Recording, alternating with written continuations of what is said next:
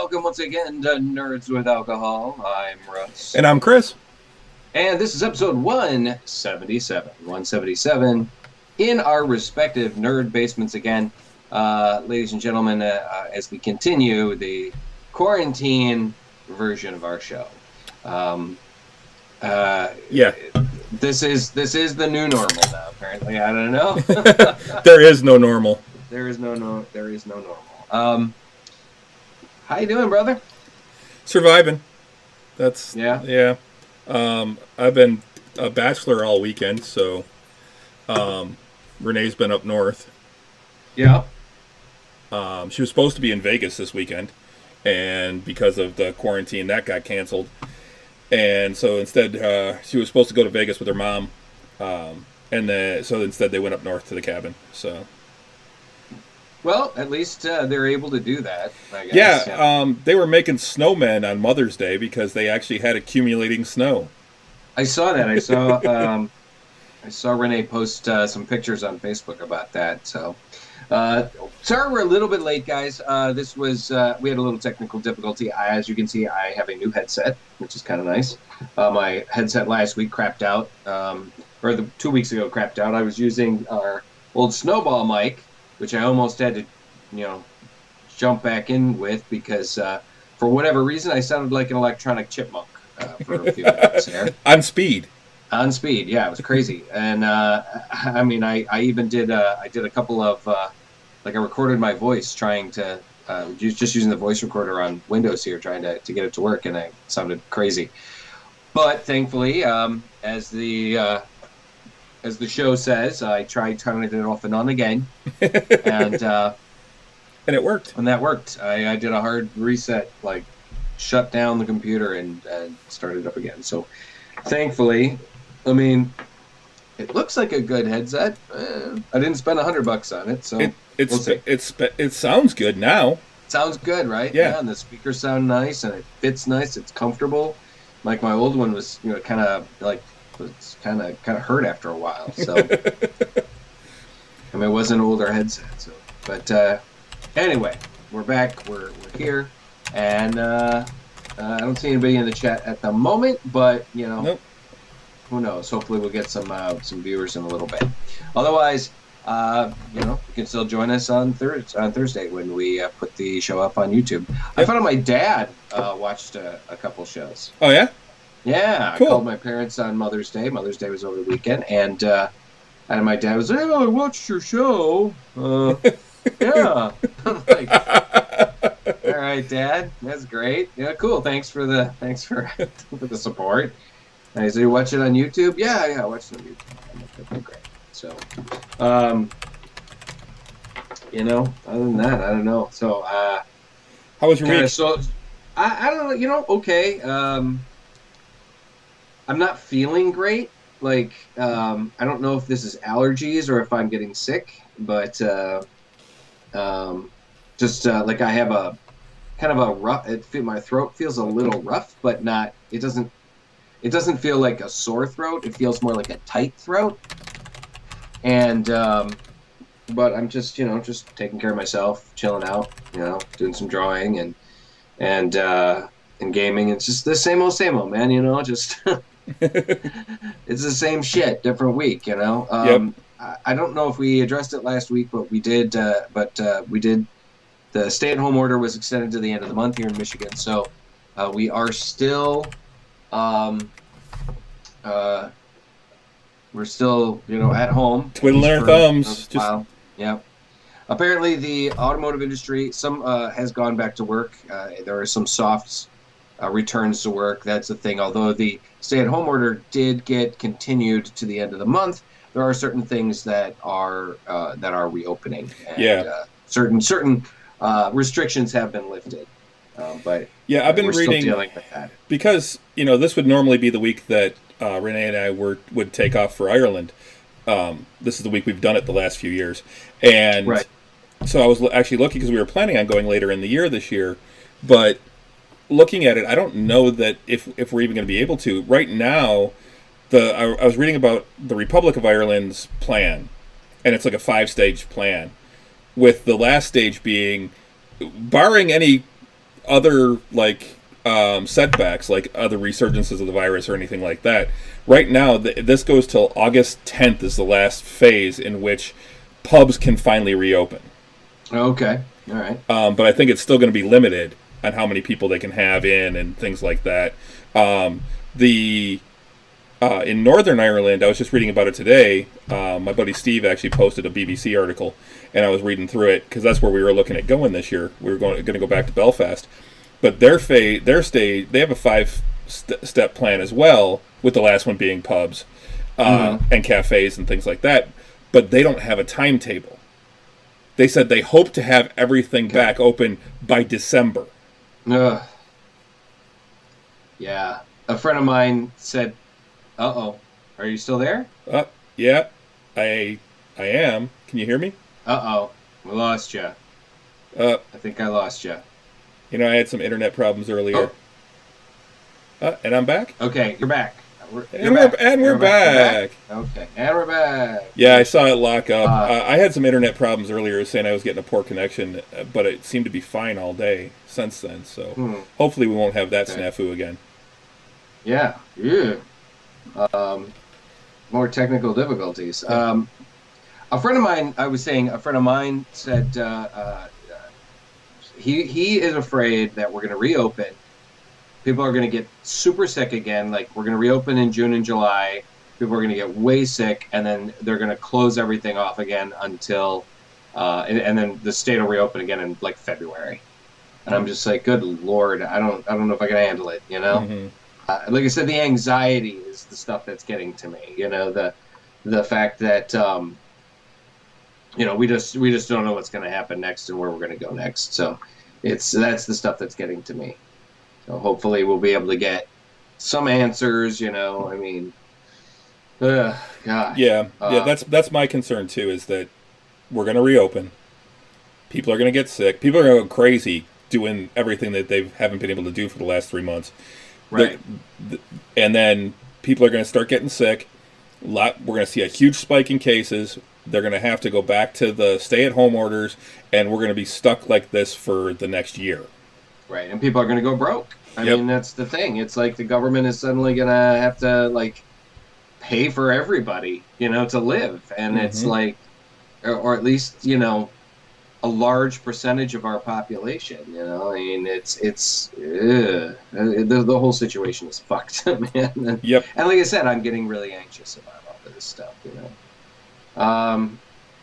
But I guess we can't do, but there's a lot of speculation too. There's a lot of things like people saying things like we could lose our status as a first world power, because our deficit is going to grow by leaps and bounds, things like that. I read something about, apparently the Democrats are trying to push through another stimulus thing where we'd get another check in like August, another $1,200 check.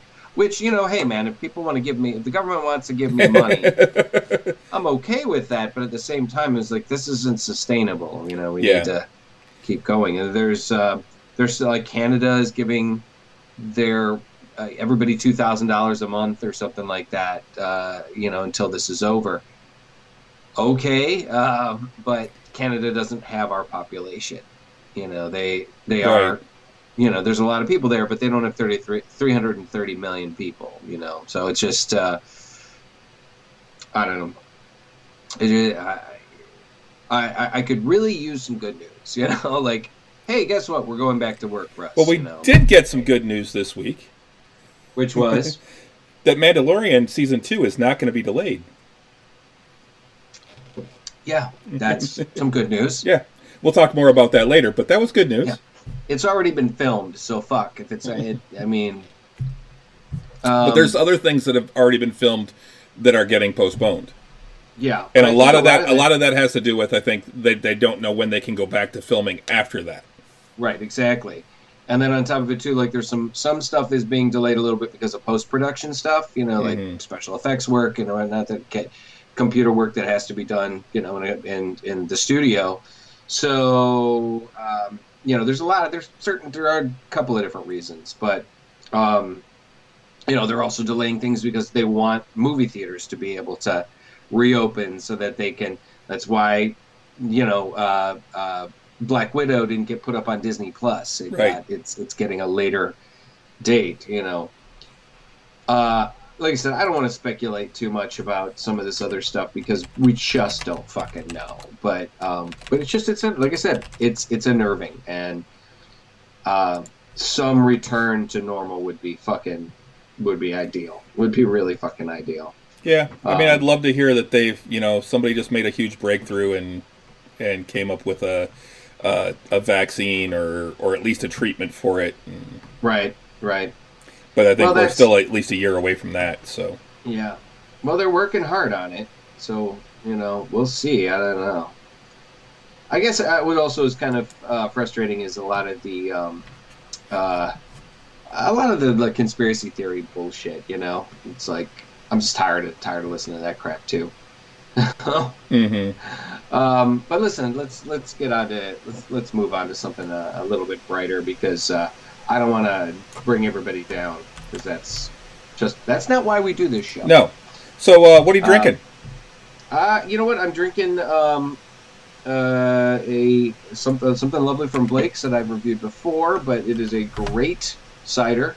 We're doing Rainbow Seeker tonight from Blake's Hard Cider Company.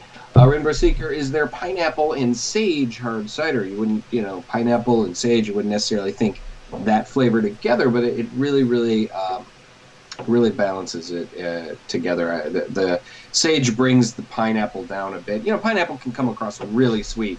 It can, yeah. Yeah, so this is even worse than strawberry sometimes. But and I like sweet, but the sage really balances it well. Mm-hmm. Good stuff. Plus the fact that when they brought this out, it was specifically to help benefit LGBTQ organizations, and I am a friend of LGBTQ, so I'm happy to support this stuff. It says Rainbow Seeker is part of the Blake's #Kinder Cider series and made in support of nonprofit LGBTQ organizations working for equality, inclusion, and communal support. Let this pineapple paradise in a can take you on a tropical ride with hints of sage. This balanced semi-sweet hard cider is impactful in more ways than just quenching your thirst. Crafted with love. Great stuff, guys. If you get the opportunity, highly recommend it from Blake's. Another great, knocked it out of the park with that one. Yeah, and I believe it's Kinder cider, not Kinder cider. Kinder? No, maybe. Okay. If it is a Kinder cider series, okay, I guess that makes sense because it's not for kids. That's what Kinder means, if I remember correctly. But good stuff. Yeah, I mean, I got like a couple of 6-packs basically of couple of different ciders, and so I was like, it was good. One thing I did do. You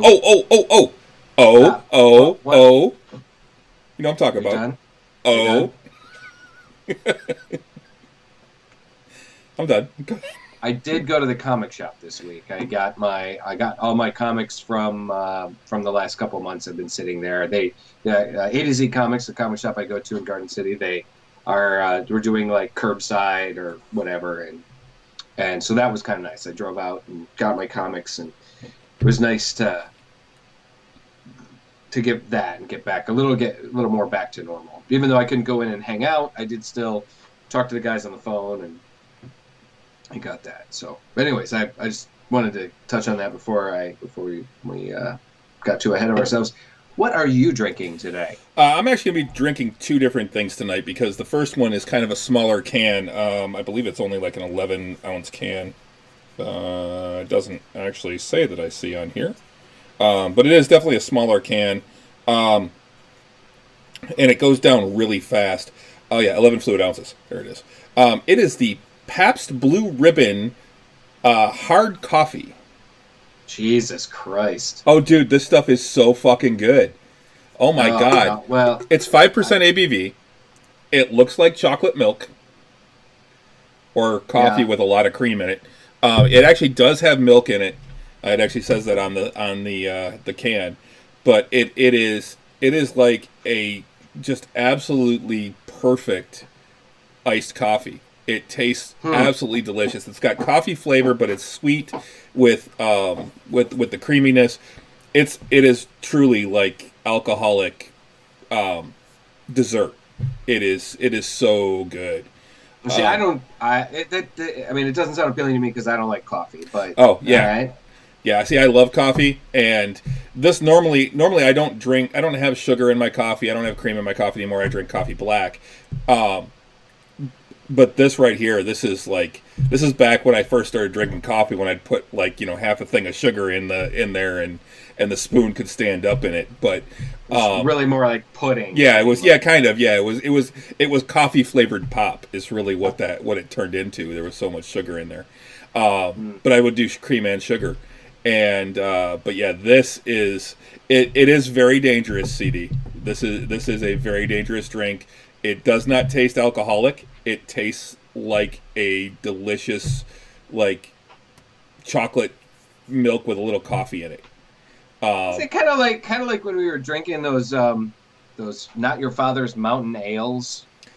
When we were drinking, tried those. It's not that sweet. That was like that. I felt like I felt my blood turn to sugar or molasses when I was drinking that. It just. What I meant is like you could barely even like notice any of the alcohol in it. It was just like, wow, this tastes like Mountain Dew, and it was like would scare the crap out of yes. it because it's just like, and that's I could drink these all day and not realize I'm getting hammered. Yes, that's exactly what this is. Although I don't think I can drink more than like one of these because it is so sweet. So that sweetness really gets to me, but it is absolutely delicious. But yeah, so Pabst Blue Ribbon, hard coffee. They sell them in 4-packs. They're kind of expensive for what you get, but they're definitely worth it if you like coffee. Give them a try. They are absolutely delicious. I'd say I'd give this a good 4 bottle caps for taste and flavor. It's not something I would drink all the time, but it's definitely really good. All right, so something that you're gonna every once in a while, huh? Yeah. Okay. Well, very cool. And I'll get to my other beer later. So okay. So there are a lot of stuff that we've been posting on Facebook lately. Yeah. One of the things I just saw that you had posted, Swamp Thing, is getting new life. Yeah, that's it's pretty cool. Okay, cool.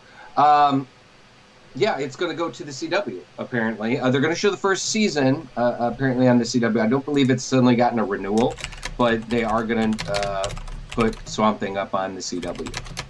So, I mean, apparently, but if it does well, then maybe they'll get a second season. Yeah. Because that's the thing. It was critically well received on the CW. Mm-hmm. Or on DC. The DC, yeah. Yeah, I haven't watched it yet. It was really good. It was like fucking really good, man. I mean, I was surprised how much I liked it. I haven't watched. I mean, I was never a huge, big, fan. I wasn't either. Of it, and well, I've never been a fan of Swamp Thing. I mean, I liked Swamp Thing, but it's not like I've never collected a Swamp Thing book. Yeah, and I'd read it from time to time, or if Swamp Thing showed up in a comic, I'd be like, oh, okay, Swamp Thing. So it's never really my thing. Neil Gaiman Alan Moore was known for, some of his first really great stuff. But I was just kind of like, whatever. I've always been more of a Tights and Flights guy. So, the more, Vertigo type comics were really never my thing. I mean, I appreciate Sandman and what I've read of Neil Gaiman's work and some of the other things. But it was just, like I said, I've always been a superhero guy, so but I really, really enjoyed Sandman. That was I read it under Scott's recommendation, and I was just like, man, this is some great, great work. So, so I'm really, really pleased that hopefully it's going to get more attention, and maybe we'll see a second season. It would be under like different showrunners though, because I think like the showrunners kind of and Warner Brothers had they had a conflict. Yeah, well, it's also going to. It's not just showrunners. It's going to be a different show because they can't do the things on CW that they're able to do on DC. Oh yeah, yeah, for sure. I mean, there's gonna be there's gonna be some editing for sure. I mean, there was swearing, there was a bunch of different. There's gonna be some manipulation of the show for sure. There wasn't really much in the way of like nudity or anything, but there was definitely swearing and some violence the violence level I think or the graphicness of the violence Mm-hmm. would probably be a little bit higher than people would like. Um, I don't know. Oh. Other than that, though, But it's yeah, pretty great. I still haven't watched Doom Patrol, so Oh man, another show that was just really, really fantastic. Well, speaking of Doom Patrol, we've got at the end of the month, HBO Max is going to be starting up. So I got to make that decision as to whether I'm going to partake, which I probably will. I'm probably going to sign up for HBO Max. I already get HBO through Amazon. You know, as long as well, it doesn't cost more than a buck or two more, or if it's the same price, you know, then my thing I'll is definitely that I sign get up for it. I get I get HBO through Google and I get DC Universe, so I want to see what Right. happens when they truly combine those two. Right, exactly. And the DC Universe also has I mean, HBO Max isn't going to have the comic books, the digital Right. comic books. And like I said, I get all my comic books from the shop. I don't really do a lot of digital reading. Well, The DC app is now offering like an incentive program too. You get certain points for reading comic books or watching yeah, the I just shows. saw that.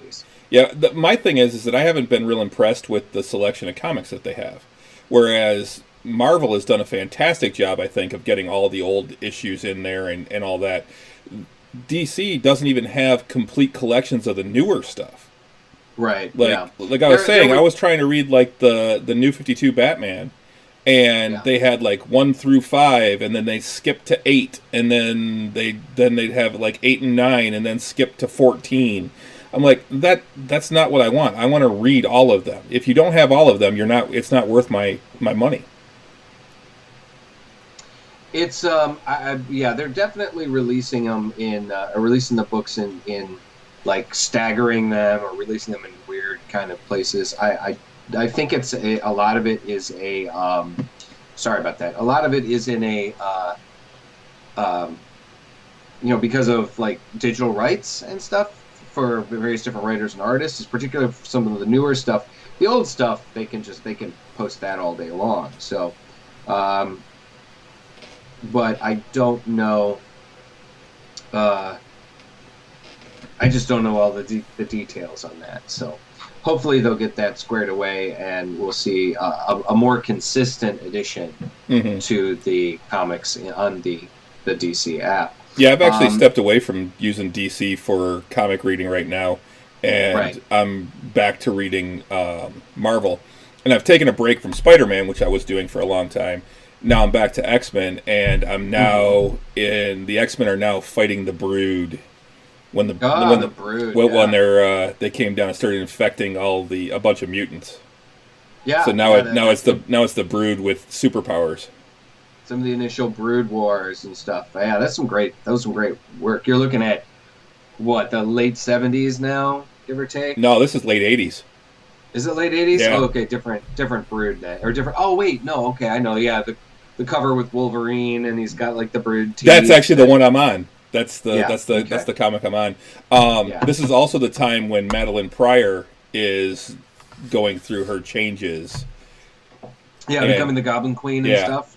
Yeah, yeah, she actually it's just interesting. met up with Sim in her mind. Oh, okay, cool. Yeah, that's some really great stuff. That was back when the X-Men books were outselling all the other Marvel books for the most part, and Yeah, the last some one of I the really read, really great stuff. the last one I said now available twice a month. Yeah, sure. Like early Jim Lee artwork, early Mark Silvestri artwork. Yeah, some really I great love stuff there. Storm's costume in this one because it's right after she gets her powers back, and Okay. she's got the black leather with the big lightning bolt on the front that like goes Uh-huh. from her shoulder down to her hip. Right. Yeah, and then she you know returns to the capes that Yeah. the gliding capes that she had. And Yep.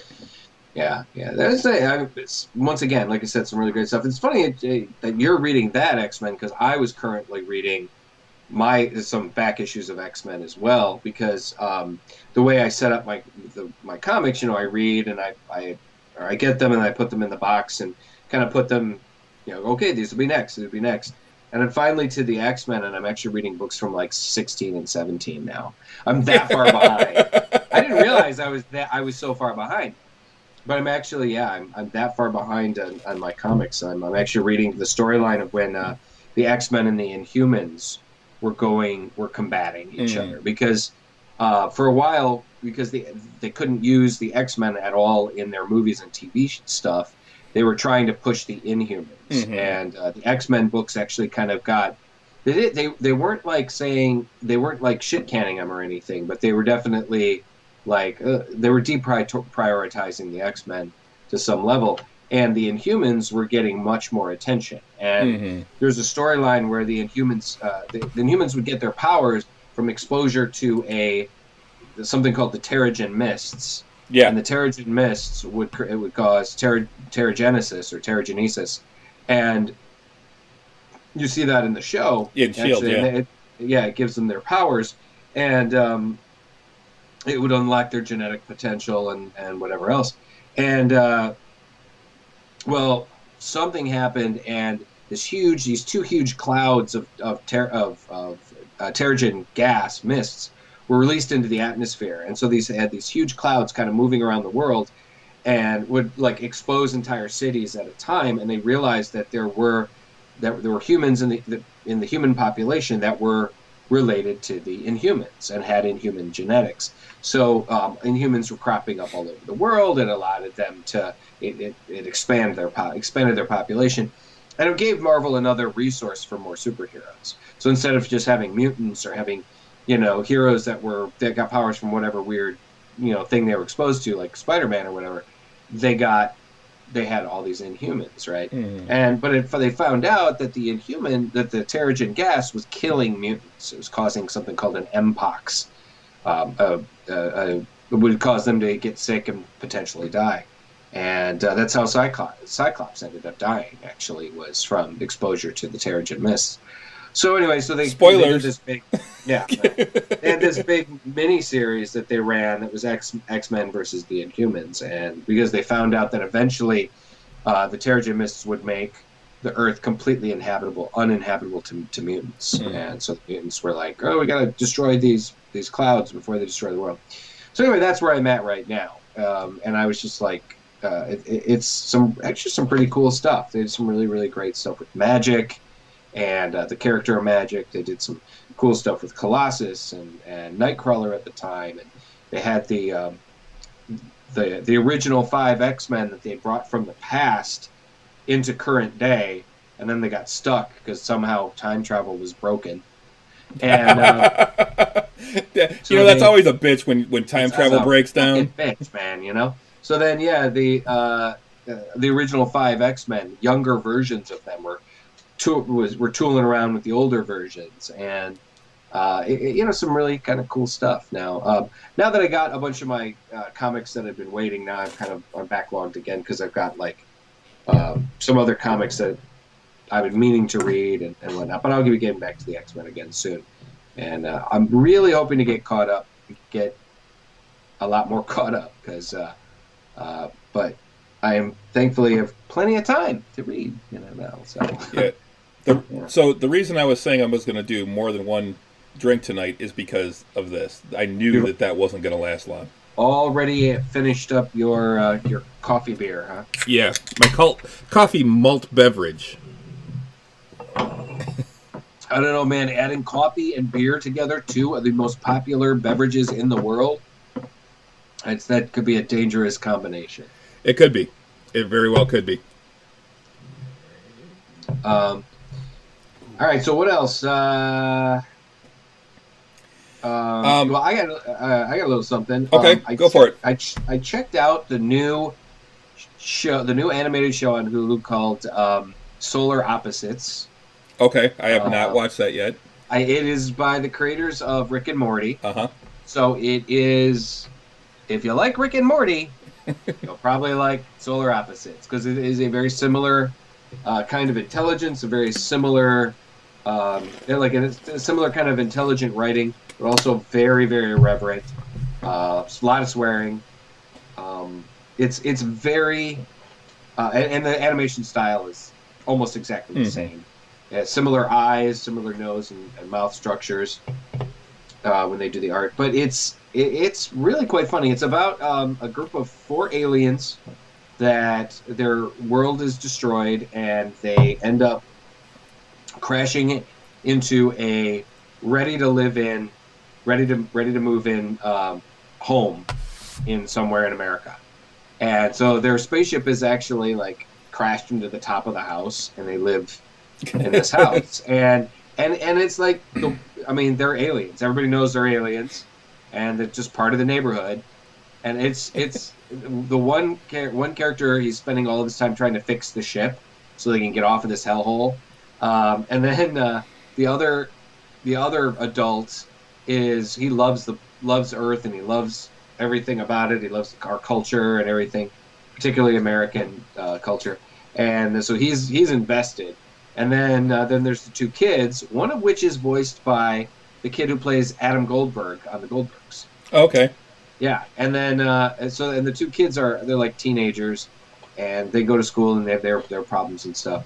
And then they have what they call the pupa, and the pupa is eventually supposed to evolve to its ultimate form, and then terraform the world and kill everybody and terraform the world into a new planet for them.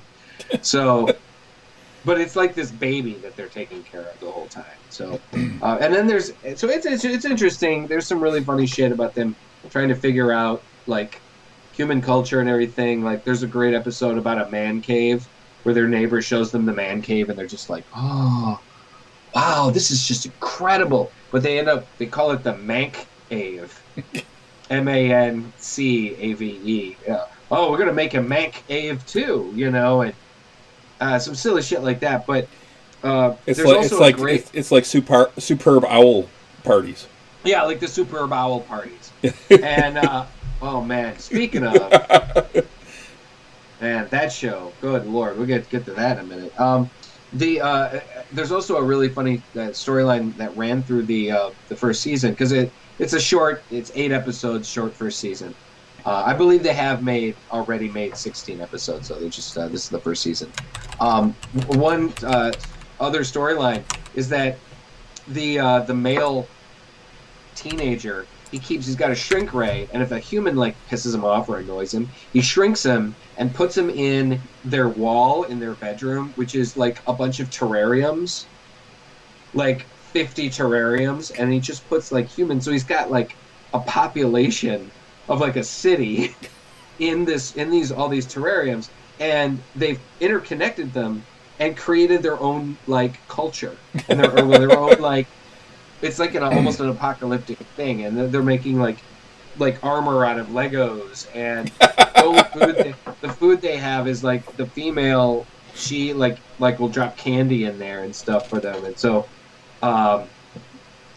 anything that they get is like, when somebody new comes in, they immediately get them and get whatever's out of their pockets. And give me what's in your pockets. We've got chapstick for days, but we need insulin. And they run like a little bit in each episode about it, and finally, like one episode, I think one of the second to last episodes is just all about the people living in this wall, and it, oh my god, really fucking cool. So yeah, if you guys want to check out, if you really dig Rick and Morty and you're having a tough time waiting for the new season of Rick and Morty to drop on Hulu, then check this one out. It's called Solar Opposites, and you could binge it as a whole, so it's pretty cool. Yeah, I need to get back to Rick and Morty. Yeah, see, I mean, me too. I was able to catch like the first half of the season on the Cartoon Network website or something, but I haven't looked to see if they've posted them or whatnot, because I know new episodes are showing them now. Yeah, I think I'm still in the middle of season 1, so. Oh man. Yeah, Renee and I have watched we've watched like 4 or 5 episodes, I think, is all. So good. So fucking good. So, one of the other things, speaking of animation and stuff, But one of the things that I saw you had posted that, holy shit, I have to pre-order this game. Vampire the Masquerade Bloodlines 2. Yeah. Holy shit. Yeah, the new trailer, it looks incredible. I mean, there's some fear that the game could be delayed, partially because of COVID-19 and some of that kind of stuff, because they're still tweaking it, you know. Like I saw one person, like just some random Facebook dipshit, was like, I'm not getting this game. This game looks like it's going to suck. And I loved the first game, but this game, the graphics look terrible. And it's like, people are like, dude, you haven't even seen the finished product yet. Yeah. Relax. You know, I think the game looks amazing so far. And, like, one of the things that this guy had said, like, one of the characters, he's like, well, it's no, Jeanette or whatever was from one of the sexy characters from the first game. And it's like, well, first of all, this character is a Ventru. She's not supposed to be like some sex pot that you're, to get your jollies off of. The character he's talking about in the first game was made. She was Malkavian. She was crazy. She was split personality. She was made to be a sex pot. Like one of her personalities was like a sexy, seductress, and the other one was like more of a city manager type, a more conservative type. But this character is not, and for the guy to immediately go, well, that's just not hot. I'm not going to get it. I'm like, dude, what kind of a dipshit are you? On top of the fact that honestly, the world is more woke now about this kind of stuff. You're not going to see as many characters in games that are there just to titillate you, unless you're going to buy a game specifically, for that, because they are out there. But yeah, I was just like, I hate that shit, and we've talked about this before on the show. People making a snap judgment about a game or a movie or a show based entirely on just their initial reaction to the trailer. And I just fucking hate that. And see, I thought the graphics looked great, personally. I thought they looked good. Yeah, particularly. I think the one guy, obviously, he's got to be a Malkavian, the one that's dancing around the Christmas tree. That I'm like, I was picking out each of them like, that's a Malkavian. That's a Ventru. That's a Toreador. And I actually looked, and there was one I'm like, that looked like a Bruja. And I looked at the site, and I saw all the clans, because it has like clans, and there are a couple I noticed that are missing from the Camarilla. There's no Gangrels, and there's no Nosferatu. Correct. And from what I understand, the belief is that those will probably be unlocked or part of some sort of, part of a download DLC content. Which, hey, that makes total sense. Why shoot your whole, load, wad, whatever, for like, why do that all at once, We've got, a lot of games are planned with DLC content, for the future. So yeah, that totally makes sense that, maybe the later clans will be unlocked with DLC content. So yeah. Looks cool as hell, though. But it does. It looks great, and I've been meaning to. I actually bought the original game on Steam is available for the PC, and I was like, I've been meaning to kind of crack into that one because I remember playing it, but I don't remember ever beating it or finishing. I remember always wanting it, but I don't think I ever actually got it. Oh yeah, I had it. I definitely had it. I have the soundtrack. And actually, the game I had came with a CD that had the soundtrack, and it was all goth club music. It was really great. That's cool.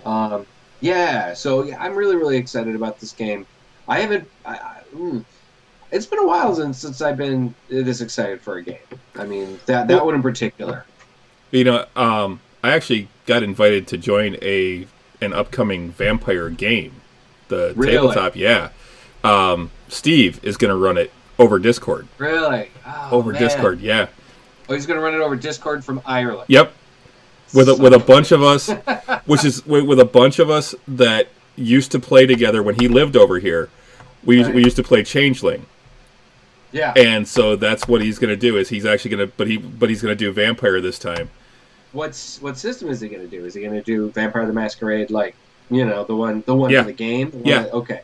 Well, that's cool. I mean, it wasn't. I've got a shit ton of the books too, right behind me. Yeah. And it was a really solid system. Yep. It's unfortunate that there's the later versions just didn't resonate as much or wasn't as Well, popular. yeah, I think he's doing the 25th anniversary or something like that. At least that's the book. Okay, That's the book I have. sure. The other thing that he's doing is he's setting it in Detroit, so we're Cool. all going to be part of the Sabbat instead of the Camarilla. See, I hate playing the Sabbat. Well, the thing is that, and that's the thing. I started looking through them, and I'm like, dude, none of these clans are really like doing it for me. He's like, well, you don't have to be Sabbat. You can be one of the Camarilla that just switch sides. And I'm like, well, yeah, I guess you would have to if you lived in Detroit because Detroit is a Sabbat city.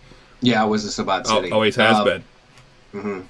And yeah, when I played, we were it was a Camarilla city. We just the game master that I played with, she was always like, "No, I don't. We're not gonna play Sabbat," And so it was a Camarilla city. Well, I mean, I think he's setting it here so that we're more familiar with it, and I mean, he's still somewhat familiar with the city, having lived here for a good chunk of his life. So Sure, yeah.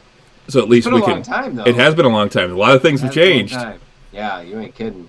But yeah, so I'm kind of looking forward to that. It's going to be like an every other Sunday, I think, is what he's planning. But Cool. I'm like, dude, I don't know. I mean, can we play Vampire while it's still daylight here? I mean, it might be dark for you, but unless you're playing at 3:00 in the morning your time, there's still going to be light here. Yes, you can still play Vampire the Masquerade when the sun is up. It's okay. I give you permission. It's fine. Oh, good. I'm glad I have your permission. You have my permission. It's fine. So that's really cool. Yeah, Vampire the Masquerade. It's getting some really there's some really initially great response. People are really excited, and it's a long time in coming. This is a game that people were they just loved it. It was beloved. Vampire the Masquerade, the whole White Wolf system. I mean, it was the first role-playing game, the first tabletop role-playing game that gave Dungeons and Dragons any kind of run for their money. Go to the man cave to play it. But it was one of those games that people really, really loved, and myself included. It was more about storytelling than it was about dice rolling. Correct. It could be. It could be. If you wanted it to be. But most of the time, you were encouraged to. It was one where you were encouraged to dress up like your character. Yeah. You were encouraged to not play until after dark.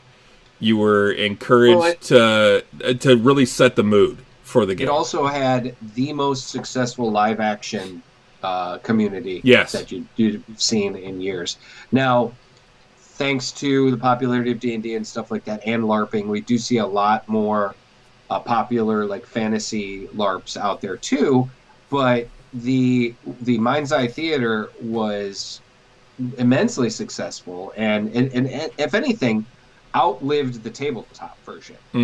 Because although there is a new version of a 5th edition of Vampire the Masquerade, I haven't heard too many wonderful things about it. If anything, I actually heard something about there's something in the books that caused some kind of controversy, but I don't know. I have to look it up. Needless to say, it was I mean, seeing people getting all dressed up as vampires and wearing fangs and going to a coffee shop or a local bar or whatever, and playing Vampire the Masquerade, it was extremely popular. And I think if this video game is successful, we could see another potential resurgence. I mean, I think Taliesin Jaffe, actually, he was a huge Vampire the Masquerade guy too, because he still runs a game on he runs a game on the Critical Role channel. I've actually watched part of it one night. I was watching it and I was you know what, I can't get into LA after dark or something like that, I think is what it is. Correct. I was like, I can't get into this right now. I got to finish Critical Role. This is a lot. I still have to finish Critical Role. I haven't watched them since they went off the air. And are you still you're still listening to? But this is a great time for you to listen to season 1. Well, yeah, and that's the thing. I haven't. I've been actually studying. for technical exams and stuff like that, trying to further my career instead. Fuck that. You should be furthering your D&D. Well, and actually, just to get off topic for a second and go to Critical Role, the one I actually want to see now is the telephone game that they played. Oh, yeah. Renee said it was hilarious. And Ginny D, fantastic cosplayer who we've talked about, actually did like a lip sync. Yeah, she did like a highlight of it. And it's hilarious. For those of you guys who haven't seen it, have you ever played the game Telephone, which is an old... well, it's a game, but it's used in improv and it's used in a lot of different other things, where basically somebody tells you a story or tells you... It doesn't even have to be a story. Right. It could just be a sentence. And then you go down the line of a group of people, and then by the end of the line, depending on how many people you have, what was initially said is usually dramatically different from at the end. And so in the show, in these shows, they'll have somebody tell an entire story, and then they go to the next person. So Matt will tell a story to like Laura, to Taliesin or Laura, and then Laura will tell that same story to Travis, and then Travis will tell it. And so by the end of the line, it's a completely fucked story and really funny. Well, this one I think was different. It wasn't them just telling the same story. It was them making a continuous story, and it's a story that the traveler it's a story that the traveler told Jester when she was a child. So all of them are talking like Jester through the entire thing. Right. And that was the really, really funny thing, is they're all trying to talk like Jester. And she really lip synced the shit out of that. She did. She did a great job. I'm like, holy shit. She's got it nailed. Yeah, she's really good. Well, she's a talented, really, really talented person. It's Jenny D. If you ever want to be on our show, please give us a holler. You should contact her, because we like kissing her ass. It was really, really funny. If you guys get, like I said, once again, we've talked about her channel on YouTube, Ginny D. Check it out. You can see the highlights of that show, or of her in a very fantastic. She just put out a vicious mockery video. I haven't watched it yet, but it's like, she said it's 9 minutes of her just insulting you in D&D fashion.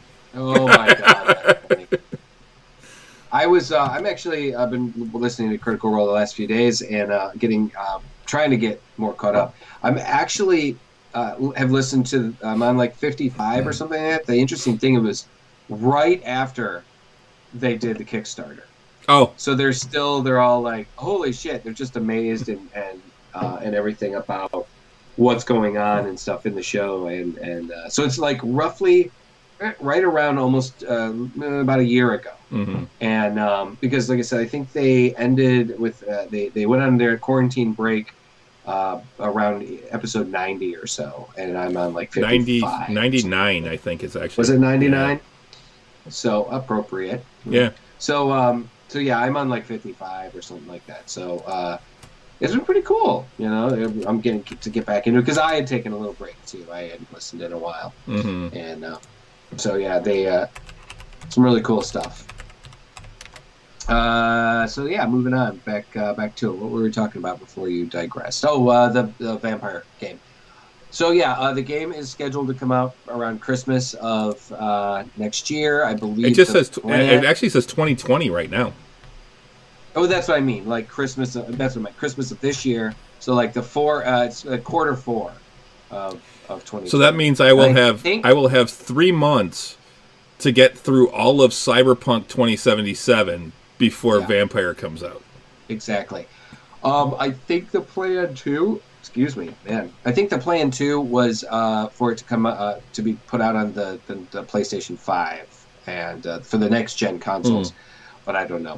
One interesting thing that I did see as a video game, to continue the video game discussion, I saw a article from the Nerdist, a video article where they were talking about a bunch of new games that are going to be coming out for the new Xbox. And the cool thing about it is these games are going to be released in the current system, the current Xbox, But if you buy them, you'll also be able to download them for the new system as well. Okay. So that's pretty cool. So you're not gonna have to buy them twice. I was like, hey, I love that.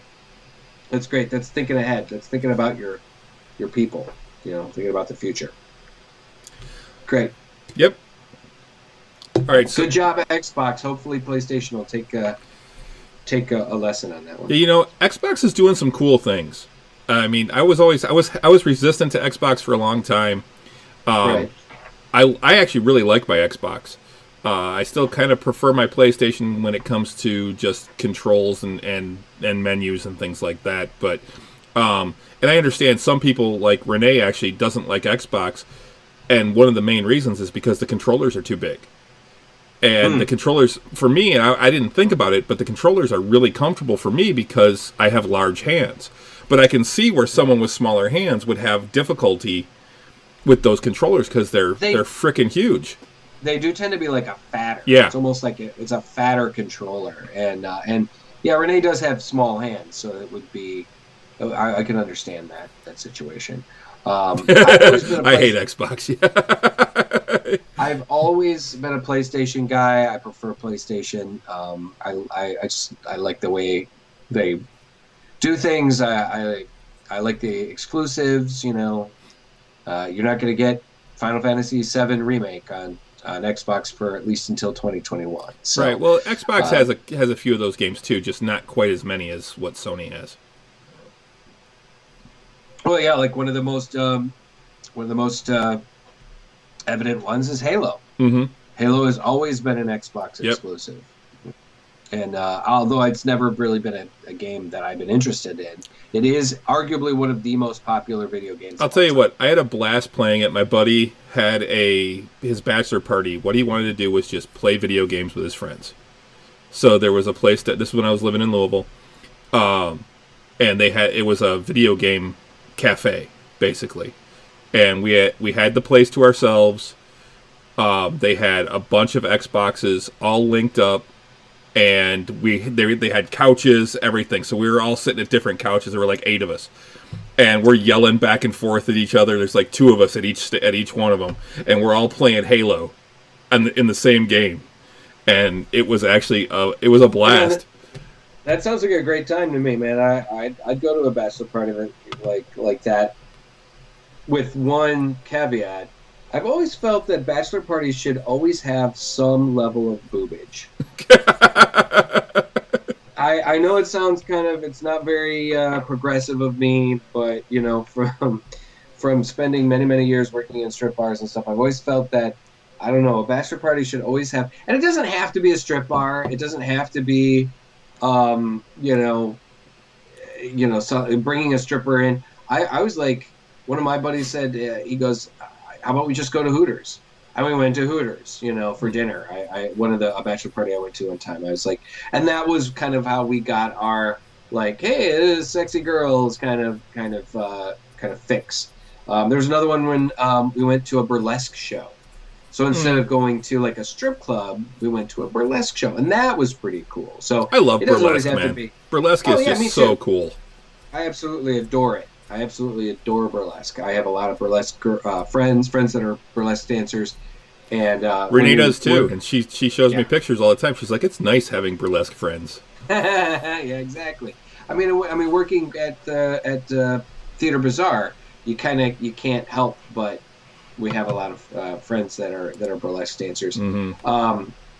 And it's a great. I love the fact that it is that there is a resurgence in the art form over the last 20 years. So pretty great stuff. So like I said, I've always felt that there's a part of me that always feels like if you're gonna have a bachelor party, there should be at least a little bit of erotic some kind of stimulation of that kind. It's almost like because it's a tradition or whatnot, but I don't know, because a bachelor party isn't just for the bachelor. No, it's not. No, it's not. But one playing video games all the fucking night, that'd be a blast, man. That'd be a fucking blast. Great. My bachelor party was going to the cigar bar and then going back to my buddy's house and playing poker all night. I didn't have one. I was like, I spend at the time when I got married, I was working in the bars. I was like, I see strippers every day. I don't need. I see bachelor parties every night. I was like, I didn't want one because I have seen how horrible they can be sometimes too if they get out of hand. So Yep. it's like fuck it.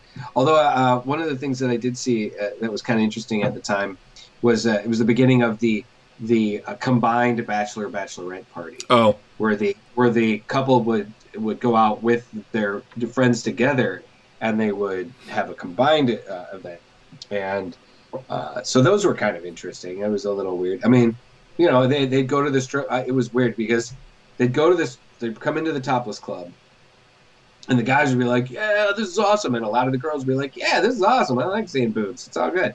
And then later on, they would end up going to like a male strip club, and those same dudes that were all fired up about it and everything are like. Because sometimes they'd go to that one first, Mm-hmm. and then I'd talk to them a couple. I was like, "Oh, we just came from the male strip bar, whatever." And that wasn't fun, but this is fun. It's like, man, Double standard. doubles don't be a hypocrite. Come on, good for the goose, good for the gander. Anyways, we digressed. What else is next on the agenda? Actually, let me talk about this beer real quick because I opened up the other one. I am now drinking. Let me pour out the rest of this. This is one I did probably a year ago. One of the bartenders at the curling club gave it to me.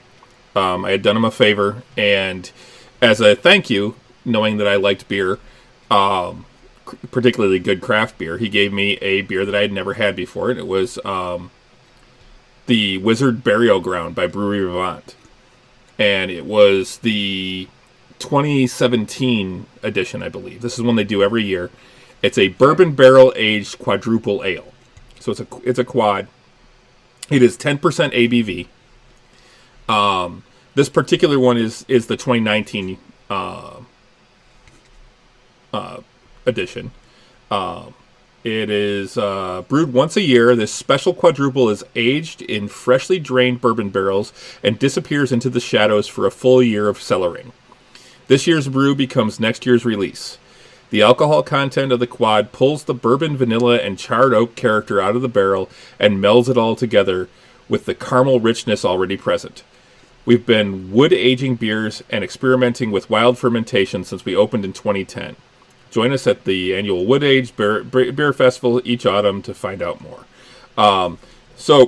This one was actually created last year and aged for a year and just released. My plan is it comes in a 4-pack. I am going to have one now and one every year for the next 3 years. I'm going to let them age. That's my plan, because it really does age well. The one that I had from 2017 last year, so that would have been about 2 years old, 3 years since they made it. No, it would have been 2 years since they made it. Was absolutely fantastic. This one's good. It is a kind of a reddish color, and it's very clear. It has the. It's got kind of the Belgian aroma. It's got a fruit aroma. It doesn't have like the bubble gum that a lot of the Belgians have. And the flavor is kind of almost raisin-esque. It's kind of got that sweet, but not overly sweet. Definitely get some of the vanilla from the barrel. Not a lot of oak. A lot of the other flavors overpower it. But overall, it's really good. I really like this beer. It can be hard to find, and I don't know if you can find it outside of Michigan. But yeah, it's Wizard Burial Ground. Pretty cool looking can. Yeah, man. By Brewery Vivant, and 1% of sales benefit local charities. Oh, that's good. Yeah, they. I'm always down for that, man. So yeah, if you can find it though, Wizard Burial Ground. It is a very expensive beer because they only make a limited amount. So it's like $25 a 4-pack. But they do come in the 1-pint cans, so they're actually like the 16-ounce cans. So if you can find it, Wizard Burial Ground. I'm going to give this, for this year's, I'm going to say 4. I'm going to give it 4 bottle caps. and then we'll see what I think next year. I'll do another review next year. I'll make a note to do it right at the beginning of May next year. All right. Well, cool. So one of the things that I wanted to talk about real quick, I saw this earlier today, and I thought it was kind of cool. It I guess it can be kind of a nerdy thing. Hamilton, the musical. Yeah, I saw that too. Is coming to Disney Plus. Yeah. A year and actually almost a year and a half before it was supposed to be in theaters. Yeah, exactly. Now, it's not like a movie version of Hamilton, from what I understand. I think it's just basically a really good filming of the play, of the stage production. But I could be mistaken. I don't know. Well, let me look, because I got the article up here. It's a recording of the hit stage musical Hamilton. So, yeah. But that's what the movie was supposed to, what it was, the theatrical release was going to be as well. Sure. What I just mean, it's not like the movie version of Les Mis and stuff like that, where they made it was originally supposed to be in theaters October 15th, 2021. It will be on Disney Plus July 3rd. July 3rd. Yeah, this year. Crazy, man. What's really boggling my mind is the fact that they're doing this so soon. I mean, the play is only a couple years old. People are still clamoring to get. I mean, trying to get Hamilton tickets is like. I mean, it's like trying to get tickets to the Super Bowl. It's crazy. And but apparently they're gonna put it on Disney Plus for all of the subscribers of Disney Plus to see. I mean, I wouldn't be surprised if the week-long trial period instances of those jump up dramatically from all the people that didn't give a shit about Disney otherwise, but now they're like, I really want to see Hamilton. I really want to see Hamilton. I'm looking forward to it. I'm going to watch it because I like a good musical. I've heard great things about Hamilton, so I actually really want to see it. Well, I'm going to watch it mainly just because I'm tired of people going on and on about it, me not knowing what the fuck they're talking about. So,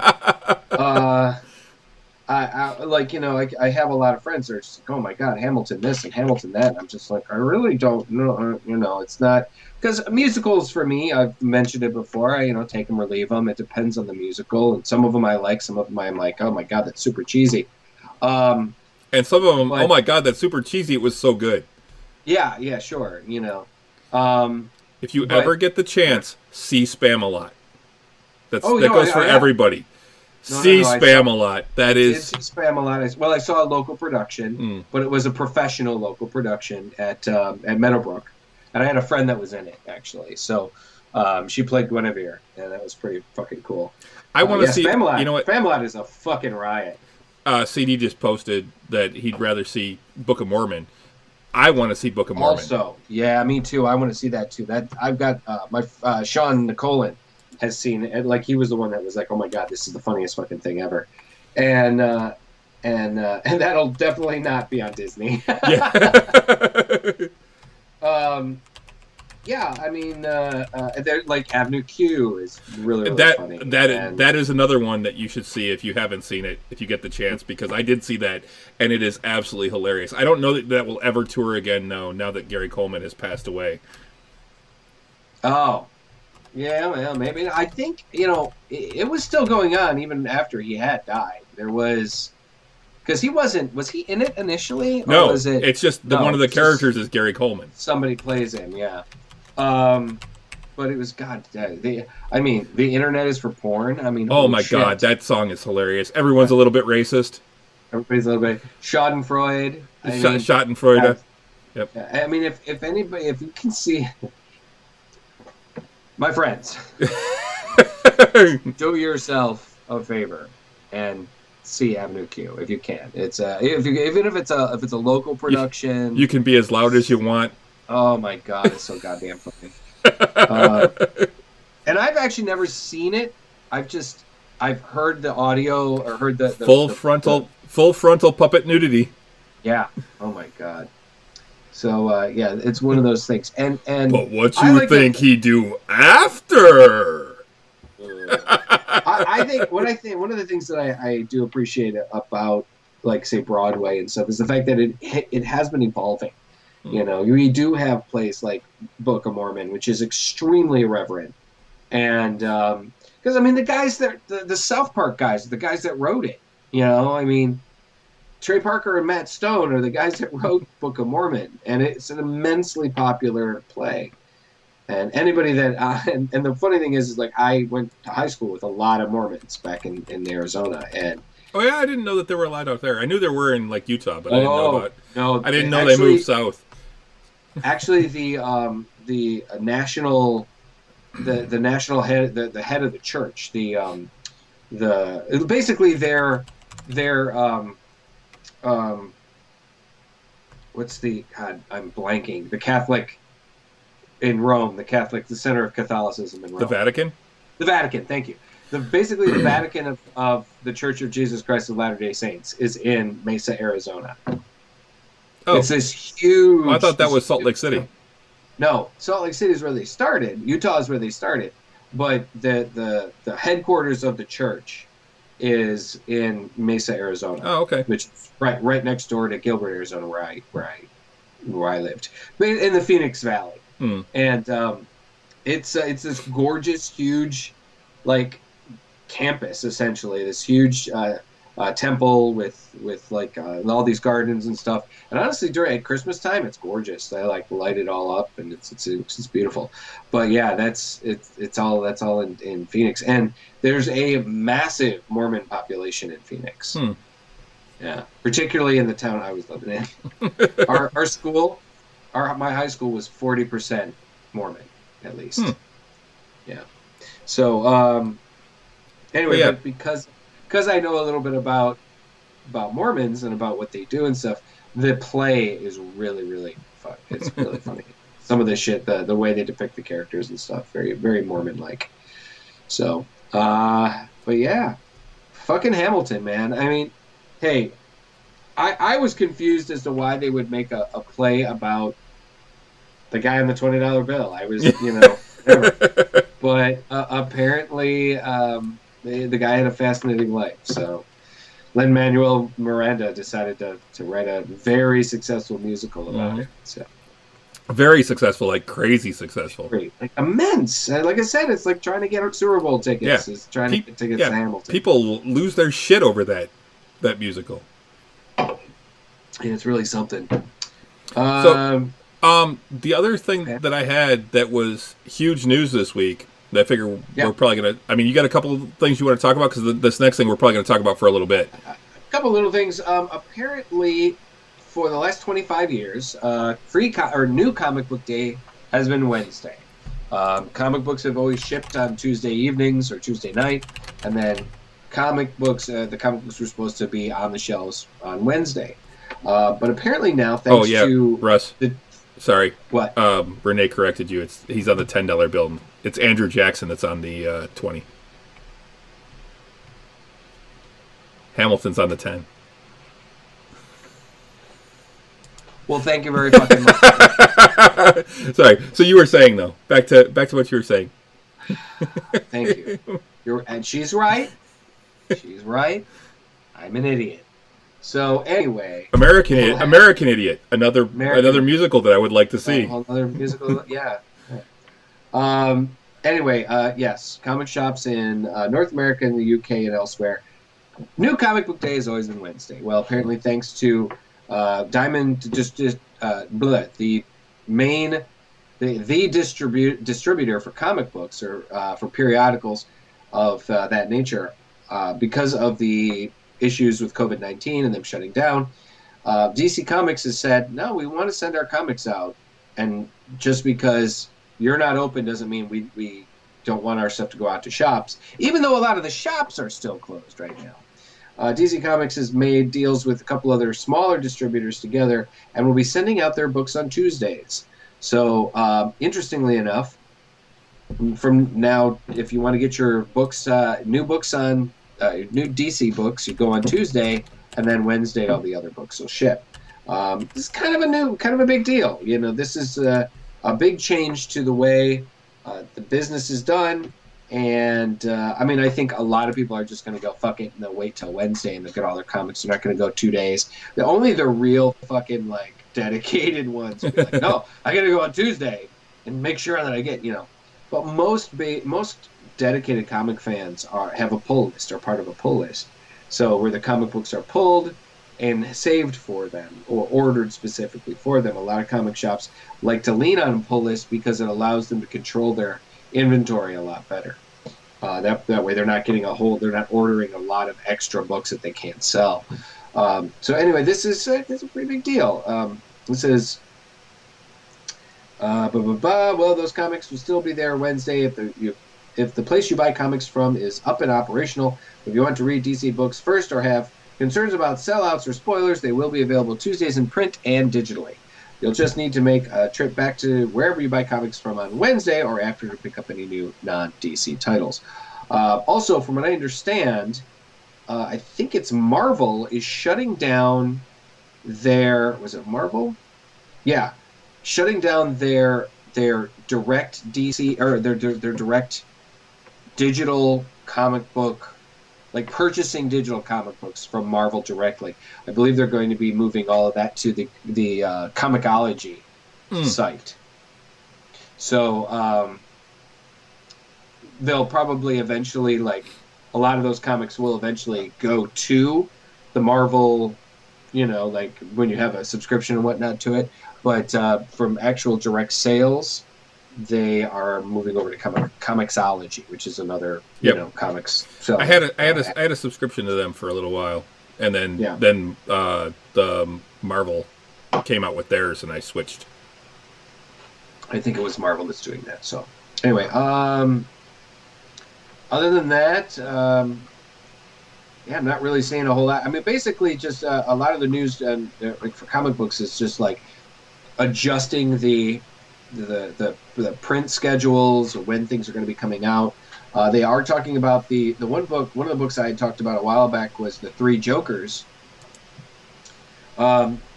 Three Jokers they've talked about since the New 52's rebirth, when they did DC Universe Rebirth about back in 2016. It's been bandied about, talked about, hinted at. There was a bunch of art was released. It's going to be a 3-issue DC Black Label series, now rescheduled for August. Finally, we're going to see this Three Jokers book, and what the initial talk about is that. I mean, basically the idea is that the Joker hasn't been one guy; he's been 3 different guys over the years, and or at the very least, maybe we're going to see alternate universe versions of the Joker. I'm not sure. Different versions bleeding into the other. I don't know. Speaking of Joker, Joker actually premieres on HBO this Friday. Oh yeah? Yeah, the Joaquin Phoenix movie. I gotta say it's a hell of a movie. It's actually a very good movie, and it deserved the Oscar attention that it got. Joaquin Phoenix deserved the attention and the win that he got at the Golden Globes and I believe the Oscars. I know one or the other. I can't remember for if it was both, but I don't think he won the Oscar. But I think he got the Golden Globe. I think so. I'd have to look. The movie was really fantastic, and I do recommend it. It is. You definitely have to set it aside from any other. He did get the Oscar. It did get the Oscar? Okay. You definitely have to set it aside from other DC movies and other Batman movies, because it's not. They did take a lot of liberties. They did make a lot of changes, but it is a fantastic, movie that talks about mental health and how we as a society deal with mental health. And if anything, I think I would have preferred that it was a movie that they took the script and they made a movie about it, but didn't call it the Joker and didn't deal with that kind of thing. I don't know. And don't attach it to the Batman. I didn't care for that part, but it was still a really, really good movie. So anyway, you had one big thing that you were talking about. It's the news that's coming out about Mandalorian season 2. We kind of talked about it a little bit earlier. That's not going to be delayed. It's getting bigger and bigger as we speak. The first thing we heard was that Boba Fett will be in season 2. Now, how do you feel about that? You being the purist that you are, and the fact that he's basically, if he appears, that means he escaped. If it is really Boba, that means he escaped the Sarlacc pit. Yes. How do you feel about that, man? Well, So here's the thing. Originally, Boba Fett did escape the Sarlacc. And then Lucas came back and retconned it and said, no, Boba Fett died in the Sarlacc pit. And now they're retconning it again, saying that Boba Fett did not die in the Sarlacc, and he did get out of the Great Pit of Carcoon is actually the name of the pit, and it's the Sarlacc is a creature that lives there. But I thought it was stupid that if with all the stuff that Boba Fett had, for him to not be able to get out of that, even without his jetpack working correctly. Yeah. I mean, you're being slowly digested over 1,000 years. It's not like you're going to live that long anyway. But the thing is that it's not like it's quick. It's not like it's super, intense acid that was killing you. So I don't see how he couldn't have gotten out. But Lucas came back and said, nope, he died.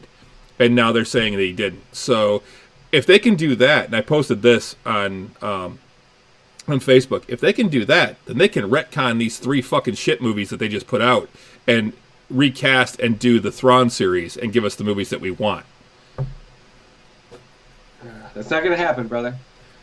I know you want to. It's not going to happen.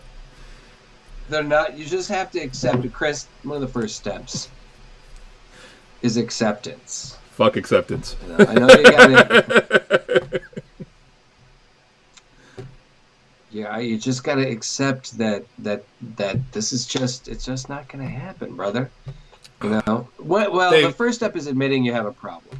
They have destroyed my childhood. That's what I'll say.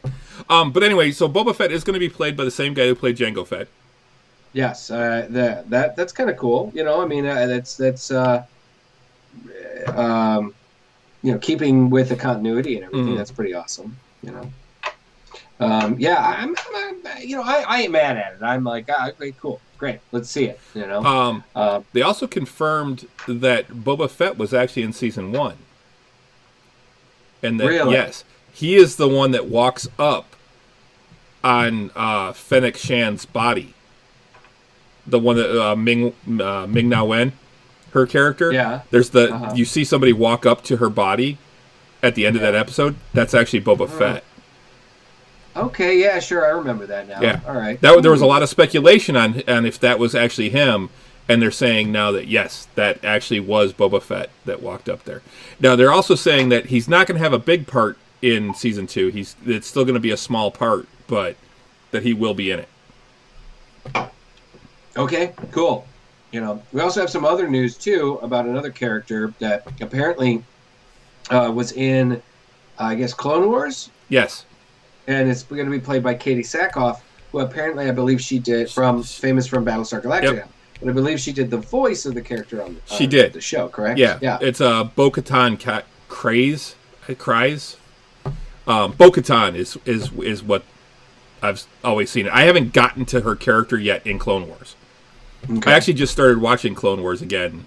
I actually watched the Clone Wars movie and then watched Clone Wars to see where it picks up. We were talking about that because I was watching it, and when I looked on the app, it looked like I couldn't, or the streaming app, I didn't see. I think I even clicked on the thing to say, hey, where are the rest of the seasons, and I couldn't get it to go. But I was able to find the Clone Wars, the animated Clone Wars movie, so I watched that on Star Wars Day, which was last week. So I'm glad that the Clone Wars show is on Disney Plus because I'd really like to watch it. Yeah, it actually says final season, but it's not just the final season; it's all of them. So I'm like 7 or 8 episodes into season 1 now because I'm rewatching the episodes. Well, we keep seeing, like, my friends keep posting on Facebook about, the last couple episodes of the final episode, like, holy shit, and all these different things, and I'm like, okay. Now, this is some spoilers for things that are coming up in Clone Wars, but Bo-Katan, this character that Katie Sackhoff is going to be playing and voiced, came in season 4. She is a Mandalorian. She is a Mandalorian leader. She was actually the leader, the second in command of Death Watch, I believe. And at one point, she is actually after the death of Pre Vizsla, who was the leader, she winds up getting the Darksaber. Oh. Okay. So they're saying that could be part of this tie-in because Gideon's got it at the end of season 1 of The Mandalorian. So we don't know how Bo-Katan would have lost the Darksaber. That was never explained. She had it, and now someone else has it. So okay, we'll have to see how they play all that out. Interesting. I mean, because look, Mandalorian is some of the best Star Wars we've seen in a couple of decades. Oh, that's the Star Wars that we wanted. It's exactly. So fuck whatever they want to do. Awesome. And I'll tell you what, I'm actually excited to see what Taika Waititi does with a new movie in a new era. Yeah. I don't even care what era it's in at this point. I just want I want something good.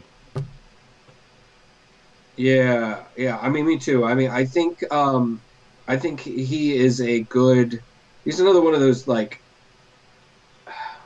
he's a good shepherd for the Star Wars, for just like not Vince Vaughn,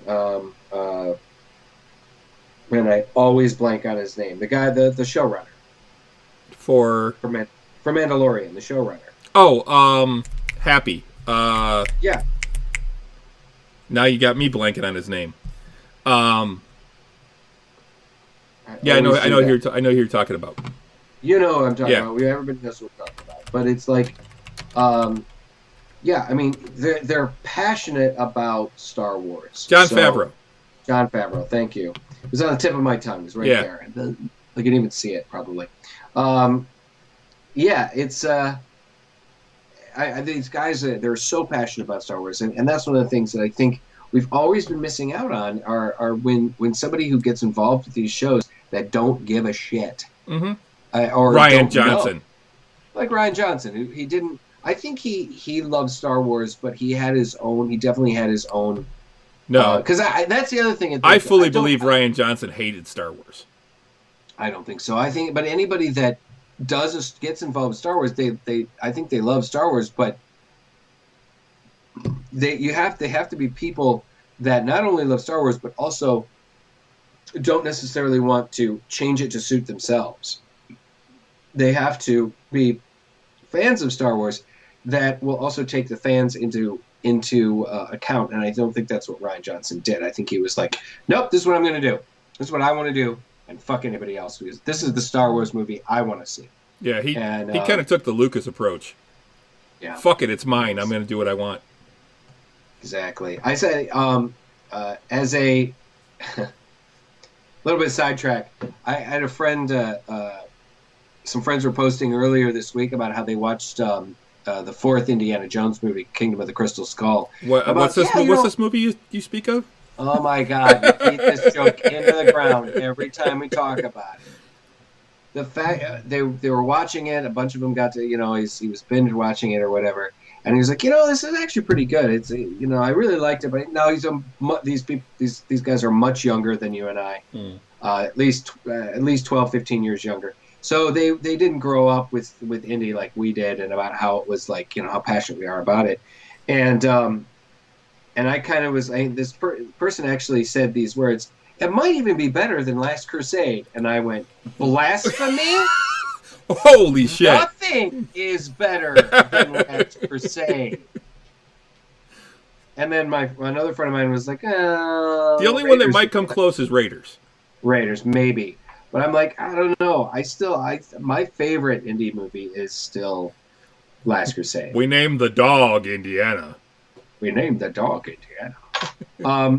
It's and largely because of the interaction between him and his father, and the some of those jokes and the backstory we get, the reason why he hates snakes, and the reason why just all the different things. River Phoenix in one of his last, Mm-hmm. last performances. So I was just like, holy shit, I can't believe why. Oh my, ugh. Calling Kingdom of the Crystal Skull better than fucking Last Crusade? It's not. That's It's not better than Temple of Doom, and that says something. absolutely. I mean, and I love Temple of Doom. I don't think I saw I actually Raiders in enjoyed. I actually enjoyed Temple, which it's funny right. because I saw Short Round today because I actually watched Goonies. I'm wearing my Goonies shirt. You watched I Goonies? actually watched Uh, Goonies today.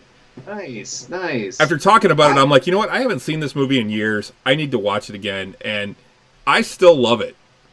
Sure, yeah. I I did. didn't see Raiders I don't think I saw Raiders in the theater. I think I was a little too young.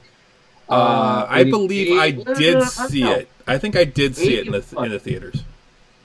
Let's see, 1981. I was 7, so it's possible, but I don't think I did. I think I saw it probably a little bit later, but I know I saw Temple of Doom in the Hmm. theaters. I know. I So saw. I know for sure. I saw Temple of Doom. I think I saw Raiders too. so yeah. Um, Something else that I've been kind of like, I know we're going to be wrapping things up here in a minute, Yep. but some of the things that I'm really entertained by, I'm seeing a lot of are so many like shows that are being changed for this quarantine era and doing different things. Apparently, America's Got Talent is going to be on. They're going to be doing it digitally, or going to be Oh doing yeah. it or something like that. Yeah, different things like that. Um, America's what is it? Not America's Got Talent, but American Idol. Hmm. They're going to be continuing the shows and stuff like that. But one of the things that I am really tickled about are these show reunions that we're seeing. Oh yeah. Um, Or movie reunions and. yeah, I mean that too. But I watched the Parks and Rec reunion show, Mm. which was really fucking cool. They got everybody back, and it was just really really neat. They all playing their characters and everything, all basically interacting via webcam. And it was just really cool. And then, like I said, yeah, we're seeing, like we talked about uh, the Chuck reunion Mm. and stuff like that. Apparently, there was a Princess Bride cast reunion. There was Oh, I a didn't hear Back to the about that. Future. Yeah, Josh Gad got Michael J. Fox and Christopher Lloyd together to talk about Back to the Future. I think some other characters, I didn't watch it, but some other actors probably were on it as well. Uh, I got to admit, the nostalgia factor for this has been really neat for All me. right. So one. Some of these. Here's one I just thought of that I would love to see. I'd love to see a reunion for The Fifth Element. Oh man, See yeah. to see Bruce Willis and Chris Tucker doing the whole come my man. Come on, man. Come on, my man. The funny thing is that guy, Chris Tucker, was one of the highest paid actors in Hollywood at his height. Mm-hmm. He was unstoppable between the Jackie Chan movies that he did, Rush Hour. Yep. the Rush Hour movies, the Fifth Element, some of the other movies that he had been in. Well, the Fifth Element. Friday. The Fifth Element was actually before he really became huge. Right, but That it was actually one of the ones that helped launch him. Mhm. Ruby But then you also- Ride. Yeah, Ruby Rod. Ruby Ride. But Yeah. but there was also, Friday. Mm. And just, I mean, the guy was an immense talent. It was kind of like, and then he disappeared. He kind of disappeared. People were like, "What?" He was one of those guys that like, kind of like Dave Chappelle, where people were like, "What happened to that dude?" Mhm. Now Dave Chappelle, thankfully, is kind of, he's kind of coming back. He's doing things. He's touring. He's doing his stand up again. He was last year. He was honored with the Mark Twain award for comedy, I think it was. The dude's career is on an upswing again, and Chris Tucker is coming back as well. He's done some things more recently as well too, and I think some serious stuff. Both of them have done serious stuff. Like Dave Chappelle was recently in the remake of A Star Is Born, and I believe Chris Tucker also was in something that was a more serious role too. But it's interesting that when actors like that are like just immense, just like unstoppable, making, $10 million, $15-20 million a picture, and then all of a sudden gone. Yep. I agree with Renee. I still want to know what Earth does. Pardon me, what? Fifth Element. Wind blows. Yeah. Fire burns. Sure. Water, they said something, but they'd never say Earth. They actually don't have anything for Earth. Water flows, I think is what it is. Yeah, water flows, okay. Earth blows, fire burns, and Earth, they don't say. It's been a little while. I watched. That was a movie that I actually showed Stella, and it was the one time that she kind of went, I didn't really get it. She's been pretty good about almost all the movies that I've shown her. She's been like, yeah, that was fun, or I enjoyed it, or whatever. We watched The Fifth Element, which is, a sci-fi classic at this point. And she kind of went, it's all, it really didn't do anything for me. And I'm like, really? Wow. Okay. Well, come on. Dirt settles, they dropped some on it. Yeah, dirt settles, yeah. I can see that. Yeah. But she's also the one, what was it? Was it that she didn't know who Batman was, or Bruce Wayne was? Is that what it was? Or yeah. It's not her thing, man. She's a nerd in a different way. Yeah, that's for sure. Yeah, the story was that she didn't realize that superheroes had names. That she didn't understand the concept of the secret identity, basically, and I had to kind of explain to her, and that was on our second date, and I almost turned the car around, and I was like, what? Well, I did like her Facebook post. I think it was today. It was yesterday about the finding typos in books, and you're like, you need to get a new hobby. Yeah, she'll be reading a book. She found another one, and I'm like, baby, gotta get you another hobby. Yeah. Yeah, she'll find. I mean, it is usually something that you can remark on. You find a typo in a book, like, that's kind of weird. But yeah, she'll find them and she'll be like, oh my god, calm down, it's just a typo. But all right, well, we should probably wrap things up. Yeah, that's about it. Thanks again for joining us, you guys, and tell all your friends about us, and spread the word on our new Twitch show. And if you guys, once again, too, if you guys have something that you want us to talk about, something you want us to address, if it's like nitpicking a little details of a movie, my neighbor actually asked me a question about the Avengers. He was watching the Avengers movie, and he was like, why was it when they went to get the time gem from the ancient one, the former Sorcerer Supreme, why didn't she just go with them and join in and do whatever when they were trying to collect, doing the time heist and collect the gems? And I was like, well, she probably knew, she was wise enough to know that it was not her time. That was not her job to do that. Mystically, she had a lot of it's her time there. It's their time up there. Listen, dickhead. Don't go throwing Goonies references around at me, all right? But anyways, if you guys want to hear us talk about stuff, and you've got questions or whatever for the nerd experts that we are. Sorry, I was going to try and take a drink there while you said that. The nerd experts that we are. If you got some sort of Star Wars issue that you want to talk about with Chris, if you got a comic book question with me, happy to weigh in. And you can weigh in on Star Wars, and I can weigh in on comics. It's not like they're exclusive. I know, not at all. I just kind of was like, those are kind of our some of our respective kind of specialties. If you got a Star Trek question, you got just generalized, whatever. We're happy to talk about it. We'll bring it up if you want to join us in the chat. If it's something we have no clue on, we'll be happy to spout bullshit about it for, 20 minutes. Exactly. Uh, But anyways, ladies and gentlemen, you guys can find us on all the places you can find quality podcasting. Ladies and gentlemen, we are on iTunes.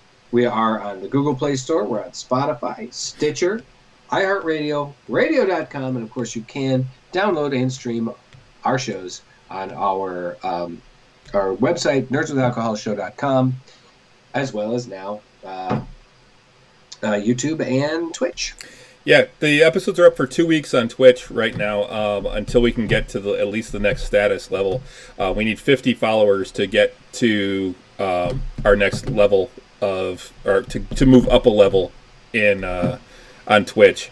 I forget what it's called, but yeah, if we can get to 50 followers, then I think they stick around for a couple weeks more or something like that. I have to look it up. But really great. Yeah. Yeah, like I said, tell your friends about us. Even if they don't listen all the time or everything, we could really drop some follows, get us on your followed channels and stuff on Twitch. That'd be really great. Tell all your friends about us, and because we're just trying to get better. Yep. Just trying to do more. And how about a couple of old nerds? Yeah. How about a couple of old nerds? You can also follow us on most of the social platforms. We are on Facebook, Nerds with Alcohol Show. We are on pretty much everything else. It's Drinking Nerds. Twitter, it's @Drinking Nerds. Instagram, Drinking Nerds. Untapped, just search for Drinking Nerds. Send us a friend request and we'll get you added. And on Twitch now, for those of you that are watching right now already know it, but it's twitch.tv/Drinking Nerds. Absolutely. That was a good show, man. Yeah, absolutely. Always a good show. Thanks again, ladies and gentlemen. Yep. Thanks a lot for coming out and watching us, and participating in the chat. Always enjoy talking with people as we're doing the show and seeing remarks. I think that's a lot of fun. Yeah, best part. Yep. All right. Well, I think on that note. Until next time. Sláinte. Oh, that was pretty good. All right. Have a good week, everybody. Good night.